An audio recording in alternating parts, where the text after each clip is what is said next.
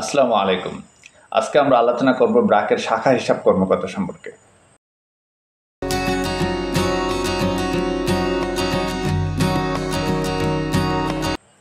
ব্র্যাকের শাখা হিসাব কর্মকর্তা তিনি সাধারণত কী ধরনের কাজ করে থাকেন?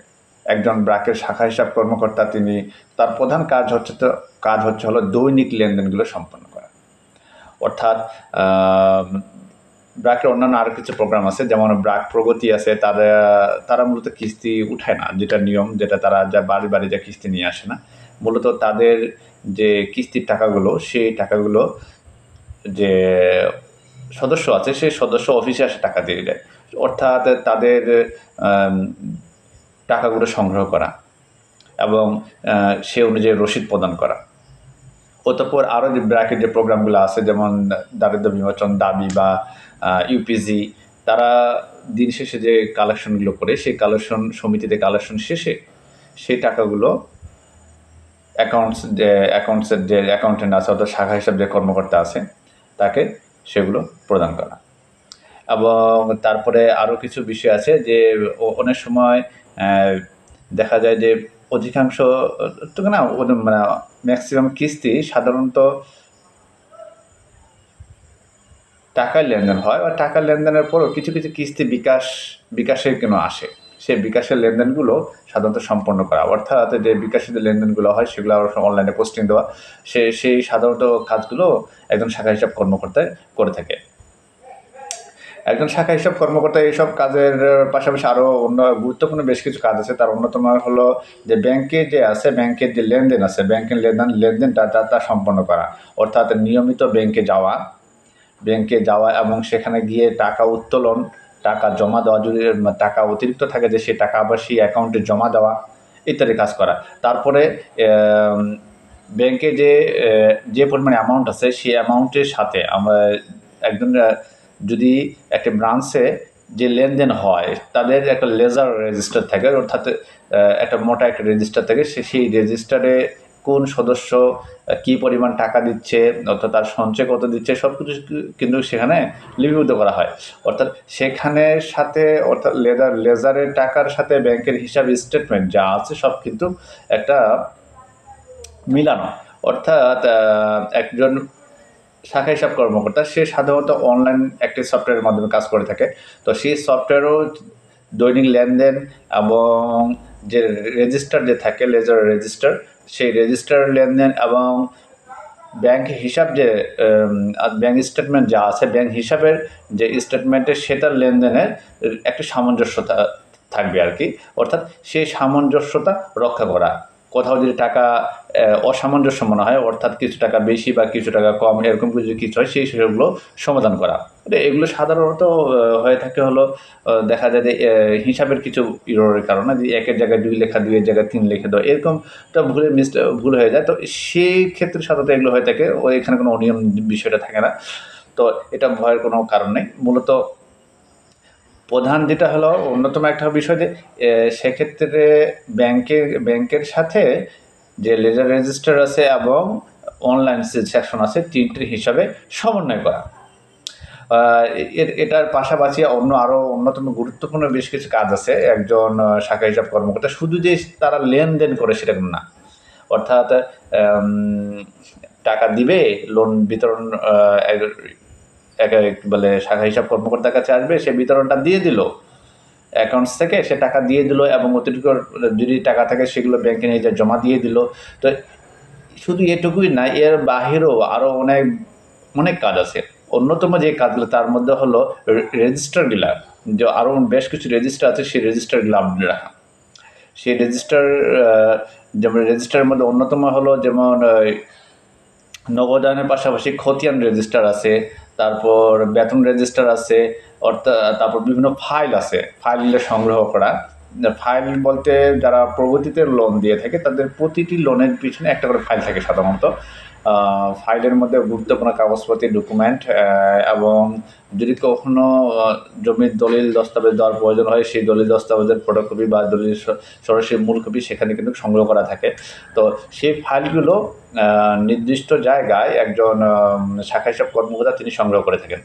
মূলত তার দায়িত্ব সেগুলো থাকে। অতঃপর চেক বই বিভিন্ন যদি বেশি পরিমাণে লোন যদি দেওয়া হয়ে থাকে সেক্ষেত্রে তিনি চেক প্রদান করে থাকেন। তো সেই চেকগুলো যে অর্থাৎ চেক পাতা দিয়ে তিনি দেন সেগুলোর হিসাব পুঙ্খানুপুঙ্খভাবে রাখা। যেমন চেক নাম্বার, তারপর কত টাকা বিতরণ হলো, এবং রেজিস্টারে যে সদস্যকে আপনার চেক দেওয়া হচ্ছে, চেক পাতা দেওয়া হচ্ছে, তার সিগনেচার ইত্যাদি, এগুলো খুব ভালো করে মেনটেন করা। তারপরে এগুলোর পাশাপাশি আরও কিছু বিষয় আছে, যেমন দৈনিক যে হাজিরাগুলো হয়ে থাকে একটি প্রতিষ্ঠান, অর্থাৎ ব্র্যাকের যে দৈনিক হাজিরাগুলো যে হয়ে থাকে, সেই হাজিরা রেজিস্টার কিন্তু সর্বশেষ অর্থাৎ দিন শেষে সেগুলো কিন্তু একজন শাখা হিসাবে যে কর্মকর্তা আছে তার নিয়ন্ত্রণে চলে যায়। তাছাড়া মুভমেন্ট রেজিস্টার আছে, সেই মুভমেন্ট রেজিস্টারগুলো কিন্তু তার নিয়ন্ত্রণে যায় আর কি। আচ্ছা, তাছাড়া আরও কিছু বিষয় আছে। এখন শাখা হিসাব কর্মকর্তা অনেকে বলে থাকে যে বেতন কত। সাধারণত প্রথম স্টার্টিং বেতনে প্রায় 16,000 কাছাকাছি, 15,800 সামথিং এরকম একটা বেতন হয়ে থাকে, এবং সেটা আশা করি এক্সিলেন্ট বেতন একজন শাখা হিসাব কর্মকর্তার।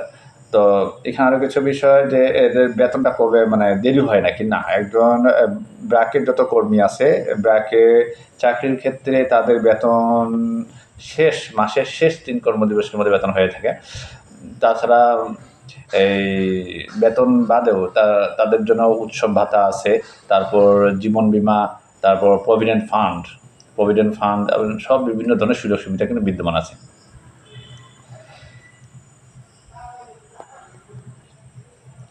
অনেকে বলে থাকে যে এখানে কাজের চাপ কেমন। মূলত কি, সব কাজেই কিন্তু চাপ আছে। আপনাকে বসে বসে কেউ বেতন দিবে না, বিশেষত কোনো বেসরকারি প্রতিষ্ঠান বা আর্থিক প্রতিষ্ঠান কিন্তু আপনাকে বসে বসে বেতন দিবে না। অর্থাৎ আপনাকে তারা কাজ করিয়ে বা আপনাকে খাটিয়ে তারা কিছু মুনাফা অর্জন করবে, সেই মুনাফার ভিতর থেকে আপনাকে একটা অংশ দিবে। তো এখানে একটা কথা বলা যায় যে ব্র্যাকে যারা অ্যাকাউন্টসে যারা কাজ করে, যারা হিসাব কর্মকর্তা হিসাবে যারা থাকে, তারা মূলত একটি সরকারি ব্যাংকে যে অ্যাকাউন্টস যারা থাকে, মূলত এখানে তাদের থেকে একটু স্যালারিটা কম হতে পারে, কিন্তু এখানে একজন সরকারি কর্মকর্তার যে ধরনের ফিল পায় আর কি, যে তারা যেভাবে অফিসে আসে, অফিস থেকে চলে যায়, সে ধরনের সকল সুযোগ সুবিধা এখানে বিদ্যমান আছে। অর্থাৎ ঠিক একই ধরনের অনুভূতি আপনি পেতে পারেন এখানে। অর্থাৎ সপ্তাহে 5 দিন অফিস থেকে শুরু করে অন্যান্য যত সরকারি ছুটি আছে, সরকারি নির্দেশনা অনুযায়ী যত ছুটি আছে সব ছুটি এখানে আপনি ভোগ করতে পারবেন। অতঃপর আরও একটা অন্যতম একটা বিষয় হচ্ছে যে এখানে এটা হলো আপনার অফিস ডিউটি। নির্দিষ্ট সময়ে অফিস আসবেন, নির্দিষ্ট সময় অফিস আসার পরে আপনার আবার নির্দিষ্ট সময়ে অফিস ত্যাগ করতে পারেন। এখানে আপনার কাজের চাপের মধ্যে অন্যতম হলো বিষয় যে আপনি দিনে একবার যদি প্রয়োজন হয় আপনাকে ব্যাংকে যেতে হতে পারে। অর্থাৎ দেখা গেলো সারাদিন লেনদেনের শেষে লেজারের হিসাব অনুযায়ী আপনার কাছে বেশ কিছু টাকা আছে, নির্দিষ্ট একটা কম পরিমাণ অঙ্কের যদি টাকা হয়ে থাকে, অর্থাৎ সেটা আপনি হাতে নগদ দেখাতে পারেন যে ওটা আপনার হাতে নগদ আছে, নগদ টাকাটা আপনার কাছে আছে। তার উপরে যদি ওই নির্দিষ্ট টাকার পরিমাণে যদি উপরে হয়ে যায়, সেক্ষেত্রে আপনাকে ব্যাংকে জমা দিয়ে আসতে হবে। আর যদি এমন হয়ে যায় যে ব্যাংক ক্লোজ হয়ে যায়, সেক্ষেত্রে আপনাকে জেলা অফিসার যে থাকে, অর্থাৎ এমনকি যে অফিসার যে থাকে, ব্যাংক উপজেলা হিসাব কর্মকর্তা যে থাকে, তার সাথে তিনি যোগাযোগ করতে হবে, এবং তিনি যে নির্দেশনা দেন নিয়ম অনুযায়ী যদি নির্দিষ্ট পরিমাণের থেকে যদি বেশি অর্থ থাকে তাহলে তার কাছে নিজে জমা দিয়ে আসতে হয়।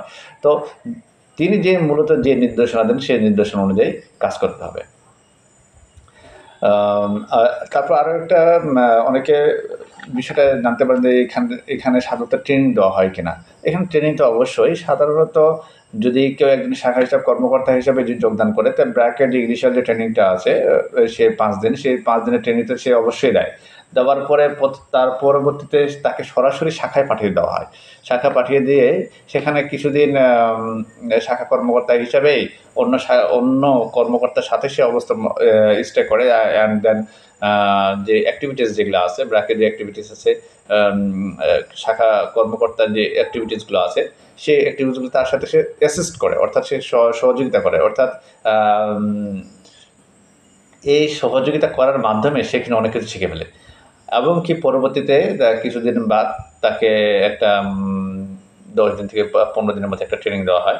তো সেই ট্রেনিংয়ে সব কিছু accounts day open, day close এবং যে সফটওয়্যার সম্পর্কে ব্র্যাক অ্যাকাউন্টস সফটওয়্যার সম্পর্কে সকল বিষয় কিন্তু শিখে থাকে আর কি। আচ্ছা, অনেকে জানতে চান যে আচ্ছা এখানে যদি চাকরিতে যদি পরীক্ষা যদি ডাক আসে তো সেক্ষেত্রে সাধারণত কী ধরনের পরীক্ষা হয়ে থাকে? তো বেশিরভাগে পরীক্ষা দেখা যায় যে এখানে এমসিকিউ এবং রিটেন দুটো পার্টেই সাধারণত পরীক্ষা হয়ে থাকে এবং পূর্বে পরীক্ষা অনেক ইজি বা সহজ হতো কিন্তু বর্তমানে শাখা হিসাব কর্মকর্তার পরীক্ষাটা তুলনামূলক একটু কঠিনই হয়ে থাকে এবং এখানে যে বিষয়গুলো ফলো হতে বাংলা, ইংরেজি, ম্যাথের পাশাপাশি মেন্টাল রিলেটেড একটু ফলো করা হয় এবং সাধারণত জেনারেল নলেজ প্রিলিমিনারি ক্ষেত্রে এবং রিটেন টাইপ যে কোশ্চেনটা আছে সেখানে হলো রিটেনেও ম্যাথ আসে, ইংলিশ আসলে ইংলিশ ট্রান্সলেশন থাকে এবং কি ছোট শর্ট রাইটিং থাকতে পারে এবং বাংলাও শর্ট রাইটিং থাকে এবং ব্যাংকিং রিলেটেড কিছু দু একটা কোশ্চেন থাকে আর কি। আর আমাকে অবশ্য অনেকে জানতে চাইছেন যে এখানে কোয়ালিফিকেশনটা কি?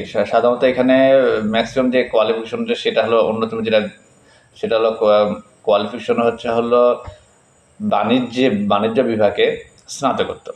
স্নাতক থেকে স্নাতকোত্তর, তবে স্নাতকোত্তরের গুরুত্ব অগ্রাধিকার বেশি। বাণিজ্য বিভাগের পাশাপাশি বিজ্ঞান বিভাগ থেকে যারা গ্র্যাজুয়েশন বা পোস্ট গ্র্যাজুয়েশন কমপ্লিট করছেন তাদের এখানে গুরুত্বটা বেশি। মোস্ট ভ্যালুয়েবল থিং এখানে একজন শাখা হিসাব কর্মকর্তা বা ব্র্যাকের ক্ষেত্রে আমি বলবো সেক্ষেত্রে এখানে চাকরিতে ডাক পাওয়া, এই বিষয়টা আমাকে অনেকে জানতে চাইছেন যে চাকরিতে কীভাবে ডাক পাওয়া যায়।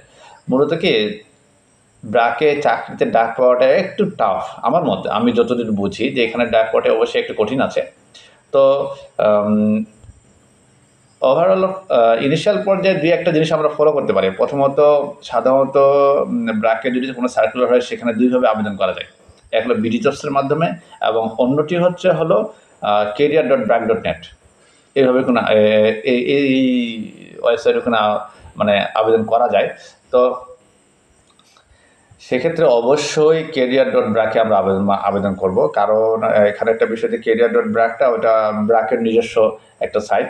তো সেখানে অবশ্যই আমরা আবেদন করব। এর পাশাপাশি আরও কিছু কাজ করা যেতে পারে, যেমন কেরিয়ার হাব, ব্র্যাকের কেরিয়ার হাব নামে একটা সফটওয়্যার আছে, আপনারা সেখানে যাইতে পারেন এবং সেখানে যদি আপনি দেখেন তাহলে আপনি দেখবেন যে ব্র্যাক নানা ধরনের প্রফেশনাল কোর্স করিয়ে থাকে। তো আপনি ব্র্যাকের বিভিন্ন প্রফেশনাল কোর্সে অংশগ্রহণ করতে পারেন এবং তাদের আন্ডারে আপনারা দুই একটা কোর্স করে নিতে পারেন। তো সেক্ষেত্রে যদি আপনারা দুই একটা কোর্স করেন তাহলে আশা করি তারা একটা নির্দিষ্ট একটা ধারণা তাদের দ্বারাই পাবেন এবং আপনার সিভিতে যদি আপনাদের উল্লেখ করেন যে আমি ব্র্যাক ক্যারিয়ার থেকে আমি অমুক কোর্সটা সম্পন্ন করেছি, সেক্ষেত্রে অবশ্যই আপনার অগ্রাধিকার হবে, এটাই স্বাভাবিক। অতঃপর আরও একটা বিষয় মোস্ট ভ্যালুয়েবল থিং, সেটা হচ্ছে যে আপনার যদি কোনো পরিচিত কেউ থাকে, যেমন ব্র্যাকে পরিচিত বলতে আমি বোঝাচ্ছি ব্র্যাকে উচ্চপদস্থ একজন কর্মকর্তা যার সাথে আপনার পরিচিত আছে, কিংবা তার সাথে ব্র্যাকে উচ্চপদস্থ কোনো কর্মকর্তা তার সাথে আপনি যোগাযোগ করতে পারেন। যদি HR ডিভিশন যে আছে তাদের সাথে যদি পরিচিত থাকে সেক্ষেত্রে যদি আপনাকে ডাক পাইয়ে দিতে পারেন। তাছাড়া ব্র্যাক হলো একটি মাল্টিন্যাশনাল একটি প্রতিষ্ঠান, ইন্টারন্যাশনাল একটি প্রতিষ্ঠান এবং সারা বিশ্বে ব্র্যাককে বলা হয় one of the top NGO, non government একটা অর্গানাইজেশন। তো সেক্ষেত্রে ব্র্যাকের চাহিদা অবশ্যই একটু বেশি আছে। সেক্ষেত্রে আপনাদের ডাক পাওয়ার ক্ষেত্রে আমি যা বললাম এগুলো একটু ফলো আপ করতে পারেন। ধন্যবাদ সবাইকে, অনুগ্রহ করে চ্যানেলটি সাবস্ক্রাইব করবেন। ধন্যবাদ।